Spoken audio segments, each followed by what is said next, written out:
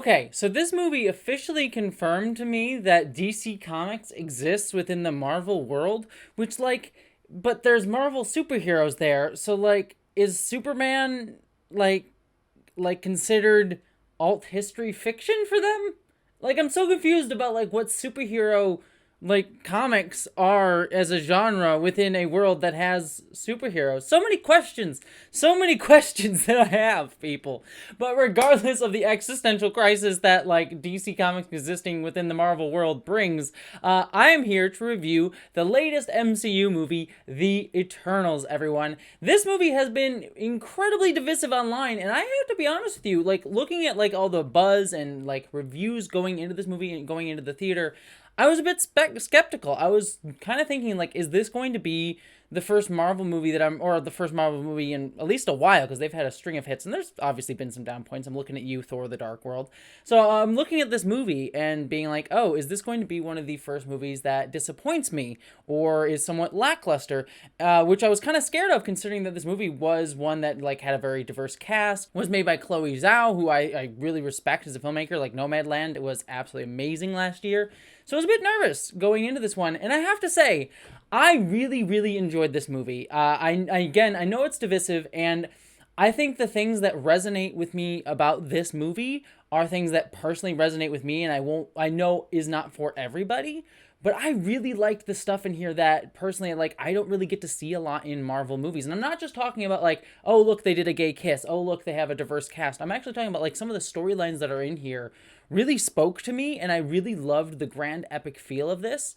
That being said, I don't think this is a particularly, like, top tier Marvel best movie I've ever seen film, but I really enjoyed it, and I also know that this is kind of almost a much more nicher kind of film that Marvel typically goes for, and I think that in part, as well as the people who go like, go woke, go broke, those type of people are doing their own thing, but I also understand that there are people that will not like this film because it's one that I think has...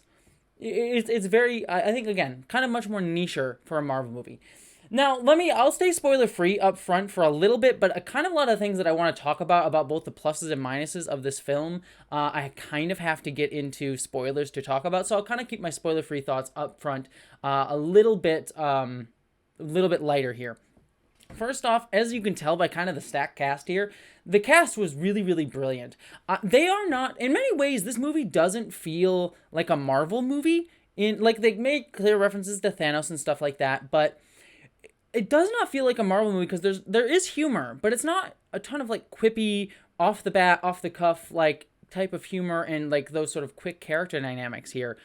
Because what I really loved about this movie is, despite this being one movie introducing us to 7 or so different characters, or however many Eternals there are, I got the sense of, like, all of their characters and all of their relationships and interdynamics with each other. Like, I could kind of tell how each Eternal would relate to another Eternal on their own terms. And for a movie, even a 2.5 hour long movie, but for a movie to do that and really give me all of those dynamics, I think is an honest to gosh impressive feat. I mean, one of the reasons that Avengers works so well is that, like, they each had their own movie to establish these characters, and this film managed to give me that same type of feel over the course of a single movie. Now, did I fall in love with any of these characters as much as I did with, like, Captain America, Thor, Iron Man? No, not particularly. There's no true character that's, like, a standout, I love them here, which is partially why I don't think this is, like, a top tier film, because there's no one because it was so spread out, I didn't, like, hook into anyone, but I didn't hate anyone either. There was no one that dragged this down or felt like dead weight. They were all just interesting characters that all seemed to have their own stuff going on, have their own rich history, have their own rich background, and really felt like they all just mingled together. And in a way, that's kind of storytelling that I really, really like. I mean, you know, me, lefty communist Jessie, but, like, I really like films that talk about, like, the collective and relationships instead of aggrandizing one person. And yes, these are all superheroes. Yes, they are all kind of falling on that great man idea that all superhero films are kind of based off of, which is, like, if you think about it too far ideologically. But me saying that as a superhero fan, but, like, if you're gonna do a superhero movie, this honestly works for me. I just like that, like, collective nature of these characters, and even the end denouement of the film, without spoiling, kind of leans into that. And I really enjoyed that, like, kind of, like, subversive nature for how you structure a superhero film this way. And I really enjoyed it. Like, their relationships together were the main character, and it worked for me. And yes, it doesn't give me that big character to hook into, but I really, really liked that quite a bit. I could talk about each character individually, but I think the ones that kind of stuck from most for me, again, not loving or disliking, but like Sprite, I thought was a character that, I mean, spoke to me quite heavily. I mean, not only is Sprite, not only is she like a shapeshifter who, like, is a very gender non-conforming looking, very obviously, like, I read so much into just like her look, but like her whole thing is that she's stuck in this body that she doesn't feel comfortable with and that doesn't allow her to change and grow the way she wants to. And yes, it's about age and things like that, but again, maybe I'm just resonating as a trans person, but like, there's just so many like vibes there from me that it just made me really, really love Sprite in ways that like I almost wish they just made her canonically trans. But that's just my desire. That's not being like, oh, the movie's bad because they didn't have the thing that I wanted in it, the representation I wanted in it. But it was just sort of that sort of thing that I really, really enjoyed. I also really love seeing Athena, this badass warrior, having to deal with what is essentially a form of Alzheimer's in this movie. And yes, they code it in the sort of like crazy alien Eternals thing that like too many memories are sort of overloading her system sort of thing. And yet they never dehumanized her. They never they showed the full humanity of her dealing with this, as opposed to like it just being a completely dehumanizing thing. Obviously very tragic and sad, but still human. And I really thought that was a wonderful evocation of that, the horrors of Alzheimer's, the pain of Alzheimer's. And sure, it didn't go as deep into it as it could have, but it was there still, and I thought that rang really, really true. As well as with all of the Eternals' love for her and the pain that they were dealing with around her, but also still acknowledging her as well. I thought that was wonderful. I also love Phantos as like the mechanical engineer guy, and him like having this like, oh, I want to speed up their development. I want to give them technology. And ultimately like he has this sort of disillusion with humanity after the like atom bomb. I thought that was great. I mean, it should also be noted that there is LGBTQ representation in here. And what I will give Disney is it is very integral to his character dynamic. And it is part of the plot. You do see a kiss. Clearly there's been some controversy in certain parts of the world over this film over that, and I don't want to commend Disney too much because they've not done particularly great by the LGBTQ community, and what this film does is the bare minimum for how to do explicit representation. Like this is the bare minimum. So I'm not praising them, but I will say that I at least appreciated that aspect of it, that is finally here. It has been long overdue, and we still need more of it, and it needs to be more overt and direct and integral, I think, in some ways. Not that I like want them like kissing while they're making out during a fight scene, but I appreciated it. I still think there's a lot more to go, and I'm not praising it, but I liked what I saw here, and I thought that was nice. But I think his character just goes beyond that, and I do like that it's integral, like his family is integral to his character arc here. Kumail Nanjiani also, I think, gives like a lot of the humor of this piece. He also brings like interesting heart to it, and his choices at the end of the film are also somewhat representative of really interesting dynamics of like this film's themes and ideas that it's really trying to hone in on that I really, really appreciated. I think just my last spoiler-free statement before I get into spoilers, because I'm going to have to talk about some of this stuff. My last spoiler-free statement, I think, is one of the reasons that this, besides just like no character truly standing out here, I think the other reason that this film doesn't like break out into like, oh, I love this movie. I'm just more on the like, it's good. I enjoyed it quite a bit. But I don't love it. And I think the reason for that is that it tries to take on too much. Not only are there all these characters that it's handling, but it's also trying to handle so many different themes and so many different ideas around here. Like, what does it mean to live forever?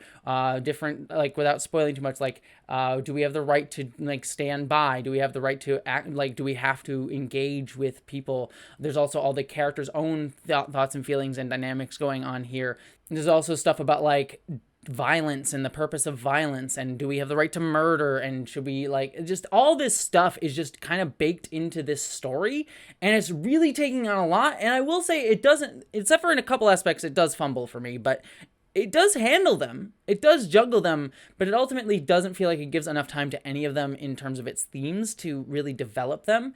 And so ultimately I feel like that's why I'm kind of like, oh, I'm a little bit lackluster on this, rather than actually being like super into it.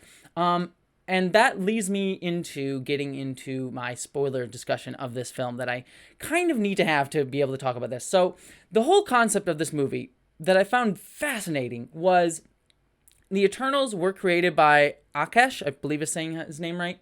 And he made them to take on the Deviants, but it turns out he actually also created the Deviants, and the Deviants were just able to evolve, and he made the Eternals to stop the Deviants, but stop them from evolving in order to help the emergence from happening. The emergence being like basically planets being used as egg worlds to create life. And so this whole concept of this movie is kind of subtly politically subversive, if I may be so bold, in the sense that it's really about this argument of, do we keep the status quo that is violent and inherently murdering of people, or do we, subvert it and try to not do something that's based out of violence? Like I said, I just watched this movie, so there's an element of me like I wish I could sit with it a little bit more to really think about what this film was saying and whether I end up like falling the side of like liking the metaphor or not liking the metaphor, because there's some elements that really frustrated me, like the Deviants, because the Deviants in this film kind of come across as just like the normal like Marvel like fodder for punching. Like, oh, there's these blah monsters here for punching, and then we get a more interesting villain with Icarus later on. But the Deviants are given moments of intrigue, like when one of them like takes up Gilgamesh, and he basically says like, I'm going to get revenge on you for killing my kind, when his big issue would have been more with Akatesh. And so like there's this infighting between like the Eternals and the Deviants that has been created by Akatesh, that it's just their infighting is just going to serve Akatesh. And that whole idea of like someone in power using violence between two groups that's like been created by the person in power just to make sure that his system keeps working, that resonates with me. And not even just like politics, but like this, like, my awareness that like often infighting between different divisive groups is created by those in power in order to keep their power and keep people fighting each other. That resonated with me. But then at the end of the film, the Deviant just becomes a big punching bag and like just like gets murdered and there's no real sense of empathy towards it. And that ultimately felt disappointing, not only in a kind of like kind of gross in terms of its implications, but like just a lost opportunity with being able to talk about that. And again, this film was already doing too much, but like that element of it, like I was just like, I really wish you had stuck in on that, because that was really interesting. And the thing that did work for me is I really loved the revelation that Icarus was the bad guy. I mean, I kind of figured towards the beginning when he showed up right at the most opportune moment and towards the beginning of the movie. And so I kind of figured that was going to be the case with him. But I did think it made sense for his character. I mean, it's like the dude with the most power in this group, in this dynamic, of course, is going to be the one that's going to try to keep perpetuating the system because it benefits him in a lot of ways. But he still like ultimately comes down on the side of like good in the end because of his relationship and understanding with other people. And I don't think, again, this might be a divisive statement to some people out there because this is YouTube, but I don't think it's the fact that it's a British white dude playing that character, man who did a lot, like representative. I know he's not a British person technically, canonically in the film, but symbolically, British people did a lot of imperialism and colonialization, and there's a lot of like supremacy to support them as like the most powerful people when they're just like any rest of us. And so I feel, and just white people in general and that sort of idea. And so I feel like the casting here was on point in terms of that element of it. And I also really liked the discussion that was had here with Kumail Nanjiani, like basically his character saying like, no, I'm just going to sit this out. I'm not going to, I agree with him, but I am not here to fight you. I'm going to sit this out. But ultimately that just feeds Icarus, because if that whole idea of like, if you're remaining neutral in this fight, you can't really remain neutral, because remaining neutral means that everyone on Earth is going to die. And so I liked that it didn't like expressly call that out, but that idea was there. It's like remaining neutral in a fight like this, you're not really remaining neutral, even if you're not directly fighting someone. And I sort of liked that choice was there and that was represented. And I kind of thought it was like really poignant, even if it wasn't directly called attention to. I thought that was incredibly, incredibly insightful throughout all of this. The whole bit with Sprite's bit at the end, I thought Sprite was taken out, I think, a little bit too easily at the end there in the fight. And I think that like end fight kind of gets on a little bit long and drags on a little bit long. But I did like that whole idea that Sprite's like, I can't, like, he does, I don't get to have my own life. I don't get to be seen as worthy of love because of the body that I'm in. Again, very resonant with me for many reasons. So yeah, there's all of that stuff that's in here. And I like I said, I'm just kind of wrestling with it because there's just a lot. And it was all interesting. And again, I think the end point to me is just like, because it was trying to do so much and nothing really super popped out at me. There's no moment in this film, like sitting here thinking back on it. There's no moment in this movie that was like, that was the cool moment. That was the badass moment. That was the thing that I go to a blockbuster to see. And that's ultimately the thing. And had this honestly been a lower budget, I mean, I know it's globetrotting and a lot of big stuff going on, but honestly, I feel like this movie had been lower budget, and I had come in with a little bit more anticipation of it, like not needing to have those big moments. And I think the film feeling like it didn't need to have those big moments. I think it really could have sunk in deeper on the relationships here, because I think that's what really made this film shine overall to me, was those relationships. Like the scenes where they were just hanging out, being with each other, and you got to see them interact with each other. I loved all of those bits. And I loved like the moments that different questions were raised, like with I forget his name, but the one guy who could control people, Diego, I believe, or something like that. He like questions of like, do I have the right to control people? I would have loved more discussion of that, because that always, mind control always skews me out. And like this interest, like I'm saving their lives, but are they living lives worth living, sort of thing, I think is interesting. And I would have rather more time on that. So ultimately, I feel like the fact that this was a Marvel movie is ultimately what held it back in a lot of senses. Because what works here, I think, is not what typically works for a Marvel movie. And those elements are part of why I liked it. And that's not to say I dislike Marvel movies, but I think what really would have made this shine had it would have gone even further into doing something a little bit different. So ultimately, I really liked the film. I didn't ultimately like adore it as much as I could have, but there are so many elements in this that are, I could see like you do a little spit and polish, maybe in the next Eternals movie if they get a chance to do one. I don't know with the box office, but surely we'll see these characters again at some point in the MCU. With a little more spit and polish, I think this could really be something truly stand out, and these characters could be something that truly stand out within the MCU.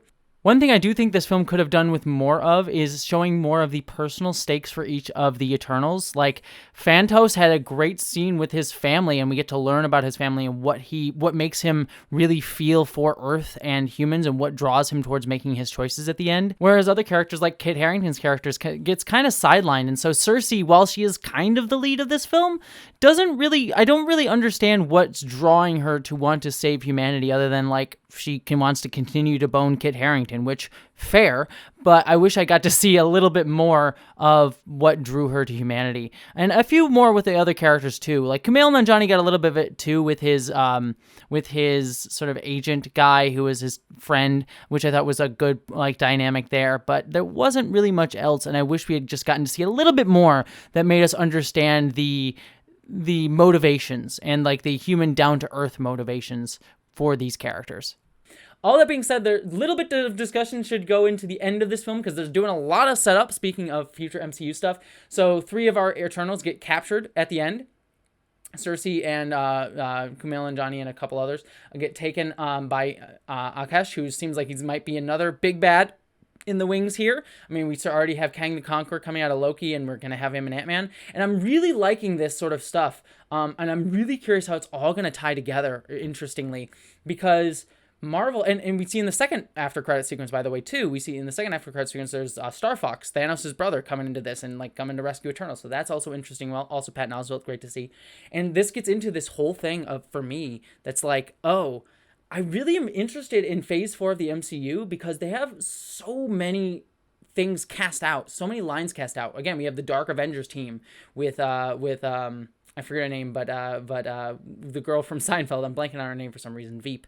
But she's pulling together the Dark Avengers. We have Kang the Conqueror. Now we have Akatesh. Now we have that mysterious signal that we saw at the end of Shang-Chi. We have I think there's like one other thing that's like going to be that's been pulled together as well from something else. So there's like all these different like things in the lineup coming up for Marvel, and I was like, none of them had the clear Thanos, and I kind of like this, like, multiverse, that's the other thing. So I kind of like this confluence of stuff that Marvel's dealing with here, and it's deeply intriguing me, and I'm liking this, like, we're not building up one big bad, but we're building up, like, a bazillion threats at once, and people are just going to have to deal with them, and I think that that's kind of cool.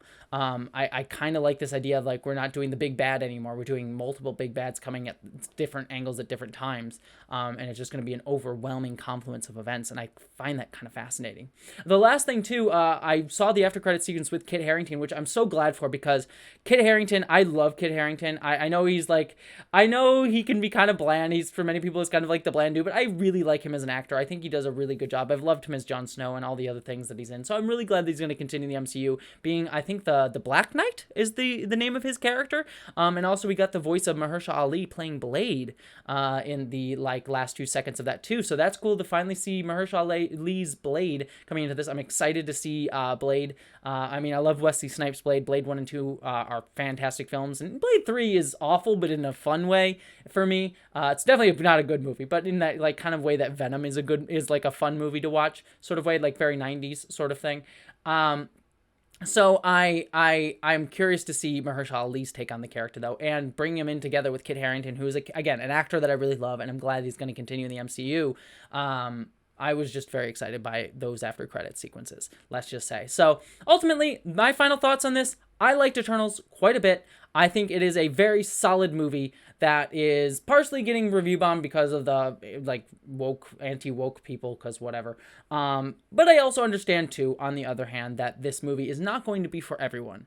But for what I like out of the cinema, and what I am hoping to see more of, this film gives me that. And I'm not just talking about representation. All of it is wonderful. And I didn't even mention, like, the disabled representation and, like, all that sort of stuff, and representation of different cultures. All that is really, really wonderful. And I'm not someone to best analyze those, but from what I saw, it looked very authentic. It felt authentic to me. And I really enjoyed seeing that in a big blockbuster movie, and I think we need more of it. But what I'm talking about more, and not just, like, what I want to see, is, like, the themes of this film and the way this film is structured around a community of characters rather than, like, one great character.